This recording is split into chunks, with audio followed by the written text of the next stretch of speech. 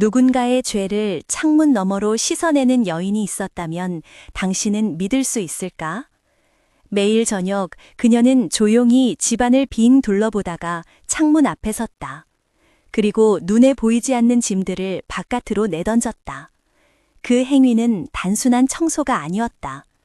오래된 의식의 일부였고 한때 마을 사람들 모두가 알고 있던 비밀스러운 정화의 의식이었다. 이 이야기는 죄를 씻는 더자라는 별명을 가진 한 여인의 이야기다. 그녀는 누구에게도 말하지 않았다.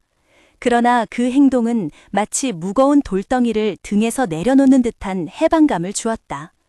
그녀의 고요한 일상 속에 숨겨진 이 의식은 오래전 잊혀진 단호라는 전통에서 비롯되었다. 단호란 악을 끊고 마음의 오염을 씻어내기 위한 특별한 의식이었다. 오늘 우리가 들여다볼 것은 바로 그 잊힌 의식과 그와 얽힌 한 여성의 비밀이다. 이 이야기의 중심에는 조용한 아내라는 별명을 가진 여인이 있다. 겉보기에는 평범한 가정주부였지만 밤이 되면 창문 앞에 서서 손을 모으고 천천히 숨을 쉬며 자신과 가족들의 무거운 짐들을 하늘로 띄워보냈다. 그 의식이 없었다면 그녀의 삶은 훨씬 더 고달팠을 것이다. 그 행위가 그녀를 지탱하는 유일한 힘이었다. 지금부터 우리는 그 날들의 기록과 증언, 그리고 남아있는 단편적인 자료들을 토대로 이 잊힌 의식과 그녀의 이야기를 하나하나 풀어볼 것이다. 이 과정에서 우리는 단순히 과거의 미신이나 전통을 넘어서 인간이 어떻게 고통과 죄책감 속에서 자신만의 구원법을 찾아갔는지 살펴볼 것이다. 죄를 씻는 여자는 실제 인물이었으며 그녀를 둘러싼 이야기는 여러 지역에서 조금씩 변형되어 전해져 왔다. 하지만 공통점은 하나였다. 그녀가 창문 앞에서 수행하던 단호라는 의식은 집안에 쌓인 아군이나 불행, 심지어 가족 구성원의 잘못까지도 물리치는 힘이 있다고 믿었다는 점이다. 단호란 이름조차 낯설 수 있다. 과거 어느 시대, 어느 지역에서는 사람들의 마음속 어두운 그림자와 죄책감을 씻어내는 의뢰로 널리 퍼져 있었다. 긴 하루가 끝난 뒤 사람들은 창문을 열고 조용히 밖으로 나쁜 기운을 내보냈다. 그러면서 스스로 마음속 짐들을 가볍게 만들었다.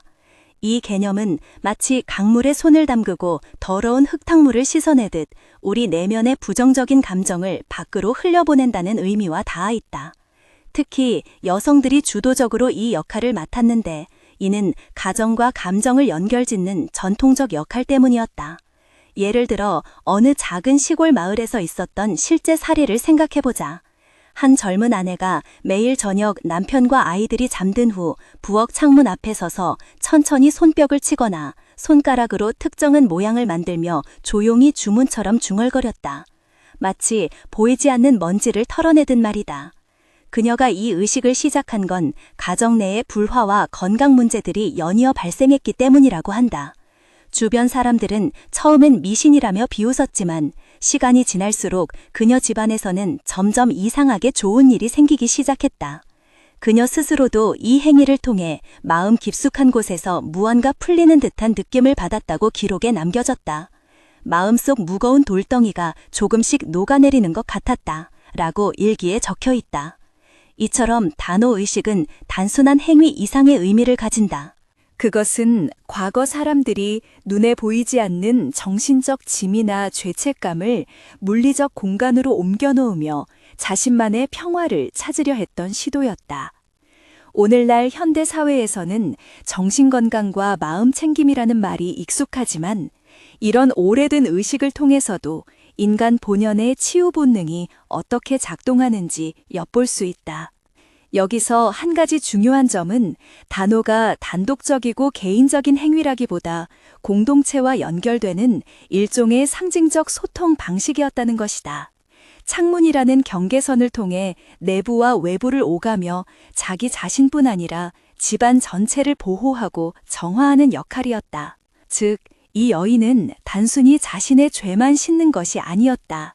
가족, 심지어 마을 전체에 깃든 어둠과 고통까지도 내보내려 했다. 그러면 실제로 우리가 현대 생활 속에서 이 오래된 관습에서 영감을 얻어 적용할 수 있는 방법은 무엇일까? 첫 번째로 시도할 수 있는 것은 마음 밖으로 보내기 연습이다. 우선 편안한 자세로 앉거나 서서 눈을 감는다. 지금 당신에게 무겁게 느껴지는 생각이나 감정을 떠올려 보자. 그것들을 머릿속 공간에서 꺼내어 손바닥 위에 올려놓는 상상을 한다. 그 다음 깊게 숨을 들이쉬고 천천히 내쉬면서 그 무거운 감정들을 손바닥 위에서 바람에 흩날리는 나뭇잎처럼 밖으로 날려보내듯 상상한다. 몇 차례 반복하면 복잡하고 무겁던 마음이 조금 가벼워짐을 느낄 수 있다. 또 다른 실천법은 밤마다 창문 근처나 발코니 같은 열린 공간에 서서 고요하게 자신의 걱정이나 죄책감을 속삭이는 것이다. 말로 표현하기 어려울 때에는 마음속으로만 해도 괜찮다. 이 과정은 과거 죄를 씻는 여자처럼 눈에 보이지 않는 무게를 밖으로 보내며 스스로 위안을 갖도록 돕는다. 여기에 추가해서 중요한 건 꾸준함이다. 처음엔 효과가 느껴지지 않아도 매일 밤 짧게라도 반복하면 점점 자신의 심리 상태 변화에 민감해질 수 있다. 뿐만 아니라 혼자 하는 것보다 가족이나 가까운 사람과 함께 할 때 더욱 의미가 깊어진다. 단호 역시 공동체 안에서 자연스럽게 퍼졌던 습관이었다. 마지막으로 이 연습들이 단순히 미신적인 행동이라 치부할 수도 있지만 현대 심리학에서는 외현화라 불리는 기법과 매우 닮아 있다는 점도 흥미롭다. 외현화란 자신 안의 문제나 감정을 구체적인 대상으로 바라보면서 거리를 두고 바라보도록 돕는다. 이를 통해 문제 해결이나 감정 해소가 더 쉬워진다. 따라서 단어의식을 재해석하여 오늘날 삶 속에서도 적용한다면 분명 심리적 안정감과 자기 치유력을 높이는 데 도움이 될 것이다. 우리가 다음 단계에서 탐구할 것은 바로 이 여성의 삶 속 갈등과 도전이다. 왜 그녀는 이런 비밀스러운 의식을 계속해야 했으며 어떤 대가를 치렀는지, 그리고 그 비밀이 결국 어떻게 밝혀졌는지를 따라갈 것이다. 지금까지 살펴본 것처럼 죄를 씻는 여자와 단호의식은 단순한 민속신앙 이상이었다. 그것은 인간 존재의 깊숙한 곳에 자리 잡은 어둠과 빛 사이의 균형 잡기의 한 형태였다. 그녀에게 있어 창문 앞 수행은 지옥 문턱 같은 삶에서 잠시 숨 쉴 수 있는 유일한 순간이었다고 할 수 있다. 그럼 이제 다음 이야기로 넘어가기 전에 당신에게 질문 하나 남긴다. 만약 당신에게 매일 밤 자신만의 어둠과 죄책감을 씻어낼 기회가 주어진다면 그것은 어떤 모습일까? 그리고 그런 시간이 필요하다고 느낀 적이 있는가? 앞으로 이어질 이야기는 그런 질문들에 대한 답변 일부를 담고 있다. 조용하지만 강인했던 여인의 침묵 속에는 우리 모두에게 전하는 메시지가 숨어 있기 때문이다.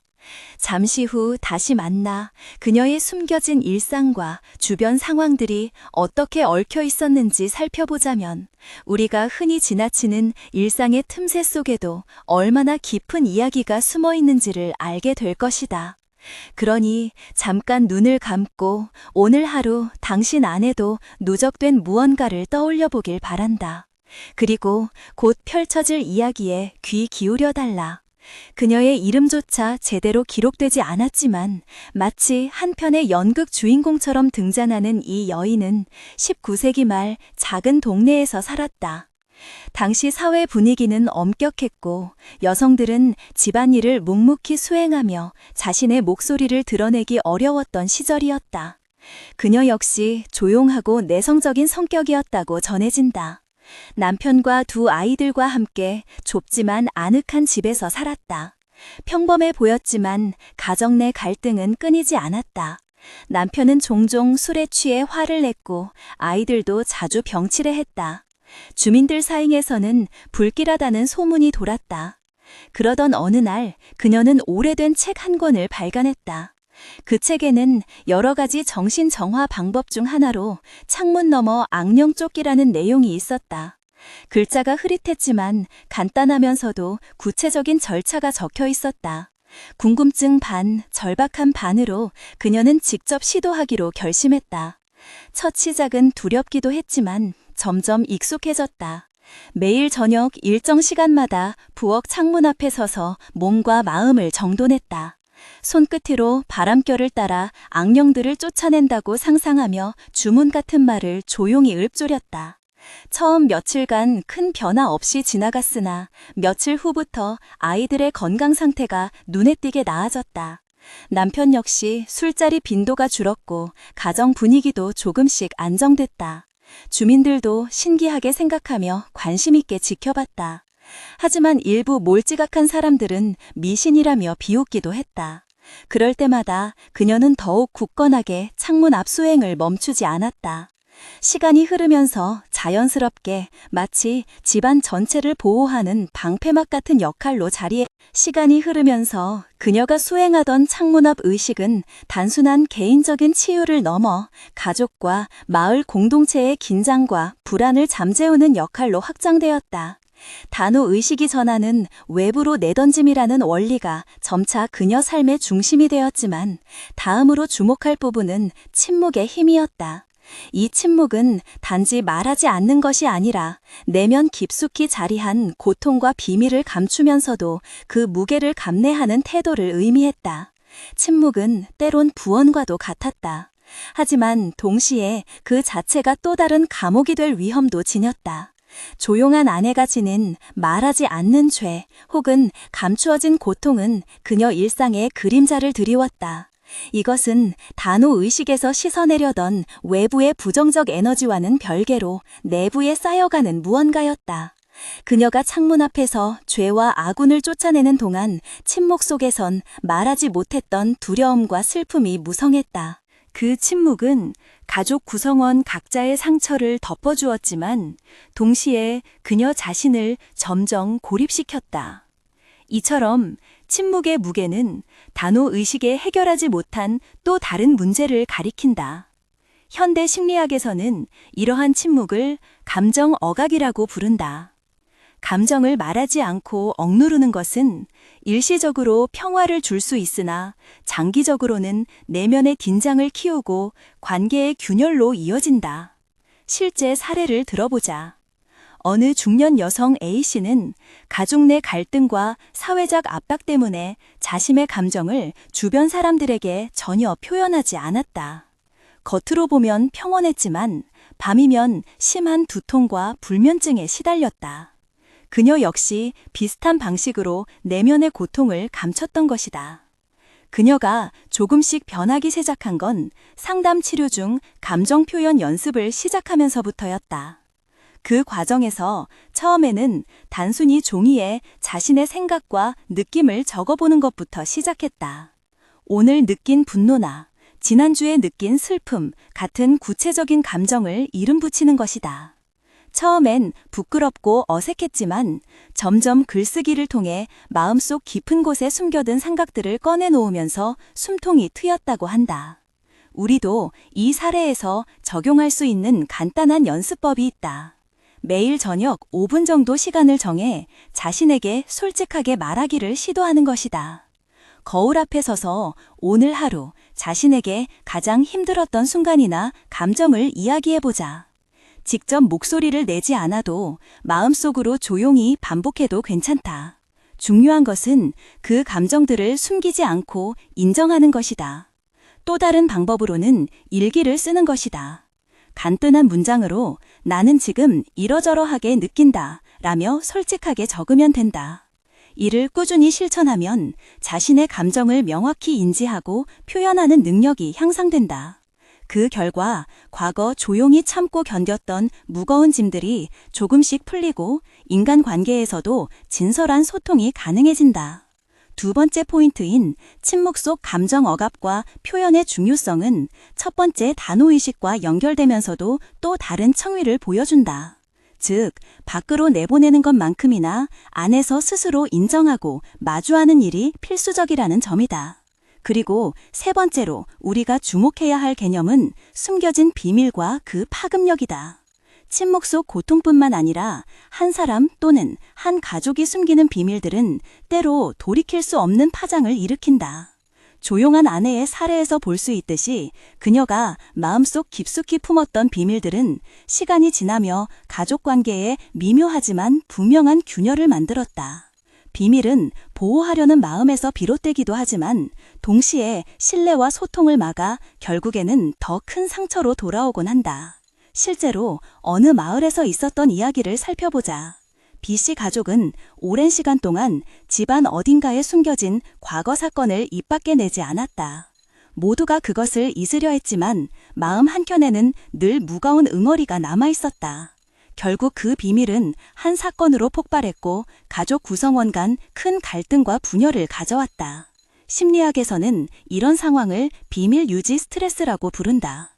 비밀 하나를 감추려면 많은 정신적 에너지가 필요하며 이는 피로와 불안 증가로 이어진다. 비밀 유지자는 종종 죄책감이나 두려움 속에서 자신만 고립된 느낌을 받게 된다. 하지만 그 반대편에는 비밀 공유와 정직함이라는 회복력이 존재한다. 예를 들어 C씨 부부는 서로에게 솔직하게 과거 실수를 털어놓으며 관계를 다시 세우기 시작했다. 어려움도 많았지만 점차 신뢰가 쌓여 건강한 소통 체계를 만들어갔다. 우리 역시 숨겨진 비밀을 다루기 위한 작은 실천법 하나를 소개한다.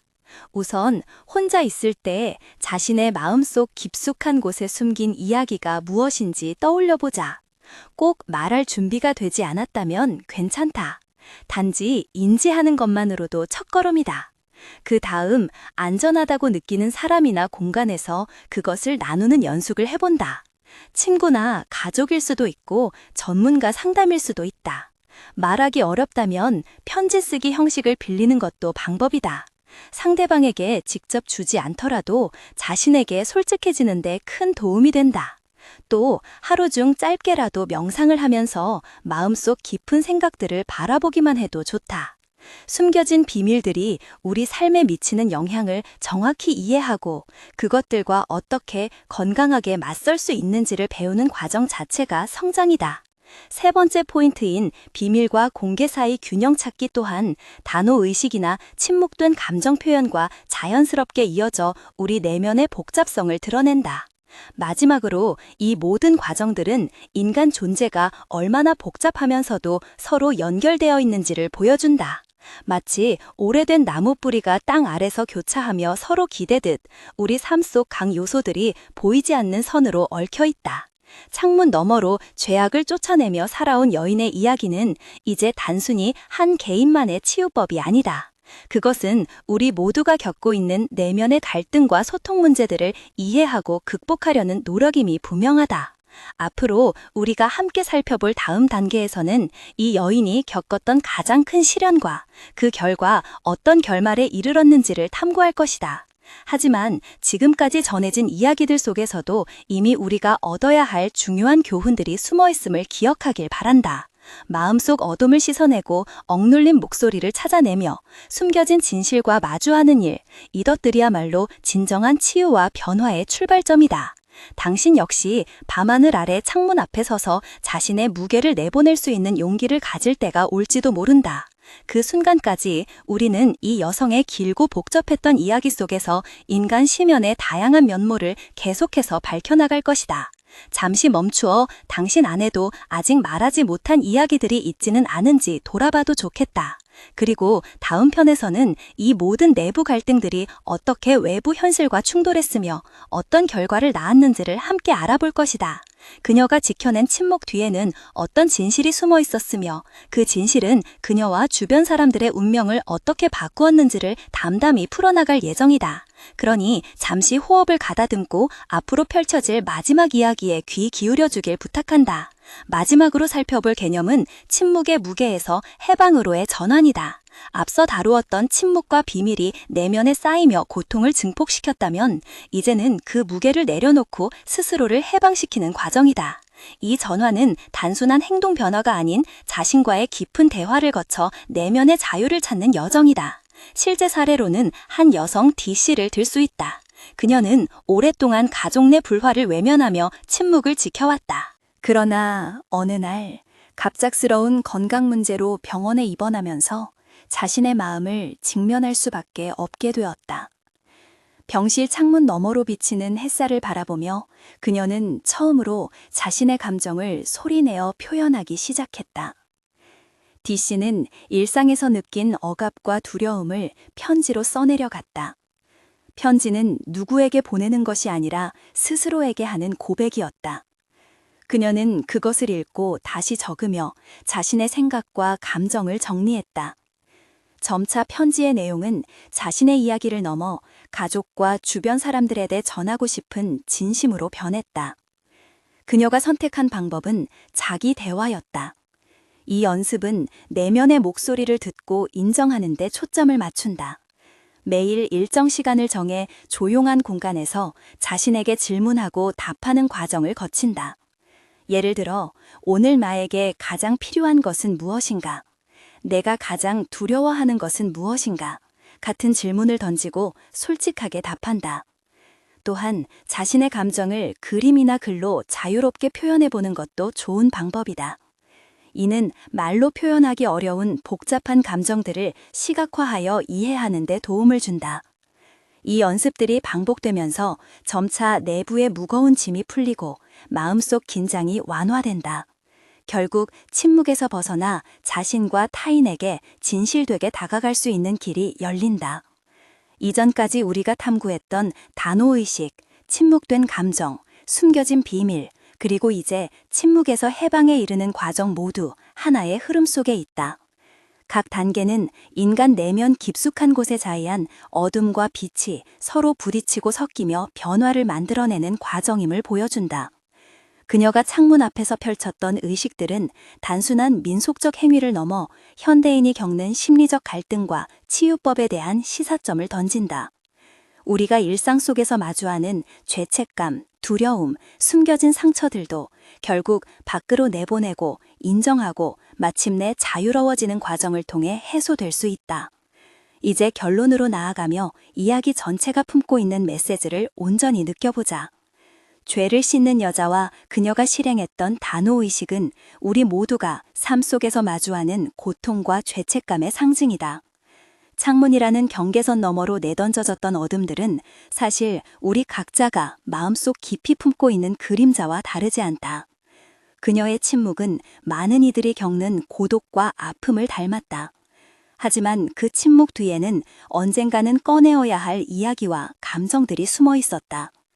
우리는 이 이야기를 통해 마음속 무거운 짐을 가볍게 하는 방법뿐 아니라 그 짐 자체를 바라보고 이해하는 태도의 중요성을 배운다. 마치 오래된 창문 틈 사이로 바람이 들어와 먼지를 씻어내듯 우리 삶에서도 작은 용기와 노력이 마음의 때를 벗겨낸다. 그리고 숨겨진 비밀들이 드러나면서 진정한 소통과 회복이 시작된다. 마지막으로 침묵의 무게에서 해방되는 과정은 삶이라는 긴 여정 안에서 반복되는 순환임을 기억하자. 우리가 겪는 모든 어려움과 갈등은 성장과 치유를 위한 발판이며 그것을 마주하는 용기가야말로 진정한 변화의 시작이다. 이 여성의 이야기는 과거에 머무르지 않는다. 오늘날 우리의 내면에도 여전히 유효하며 실천할 수 있는 통찰력으로 남아있다. 당신 역시 밤하늘 아래 조용히 서서 자신의 창문 너머 무언가를 흘려보내려 할 때 그 순간부터 변화는 이미 시작된 것이다. 그녀가 보여준 것처럼 침묵 속에서도 희망은 자라고 있으며 그것을 꺼내어 세상과 나누려 할 때 우리는 비로소 진정한 자유와 평화를 경험하게 된다. 마음속 어둠을 직면하고 그 무게를 내려놓으며 동시에 스스로에게 솔직해지는 순간 우리의 삶도 새로운 빛으로 채워질 것이다. 당신이 오늘 이 이야기를 통해 얻었으면 하는 것은 바로 그 작지만 강력한 용기다. 창문 너머 저 멀리 보이지 않는 곳으로 자신만의 고통과 죄책감을 천천히 떠나보낼 준비가 되었음을 인정하는 것. 그리고 다시 돌아오는 빛과 평화를 맞이할 준비. 그것이 바로 이 여인의 조용하지만 힘있는 메시지이며 우리 모두가 마음 깊숙이 간직해야 할 진실이다. 끝없는 어둠 속에서도 빛은 존재하며 침묵 속에서도 소리는 잠재되어 있다. 당신 안에도 지금 이 순간부터 그 빛과 소리를 깨우고 받아들이는 힘이 있음을 잊지 말라. 삶이라는 긴 여정 속에서 우리는 서로의 창문 너머 어둠들을 이해하고 함께 씻어내며 앞으로 나아갈 것이다. 그 여인이 창밖으로 띄웠던 무수한 죄악들처럼 우리도 각자의 방식으로 짐을 내려놓고 자유로워질 것이다. 그리고 그 자유 속에서 비로소 온전한 자신과 마주할 수 있을 것이다. 이것으로 죄를 씻는 여자와 이침 의식 단호, 그리고 그녀가 지켜낸 침묵 뒤 숨겨진 이야기들을 마친다. 당신도 이제 자신의 창문 앞에 서서 조용히 숨 쉬며 삶의 무거운 짐들을 조금씩 내려놓길 바란다. 그리하여 언젠가는 당신만의 단호의식을 완성하고 자유롭고 평화로운 내일을 맞이하길 기원한다.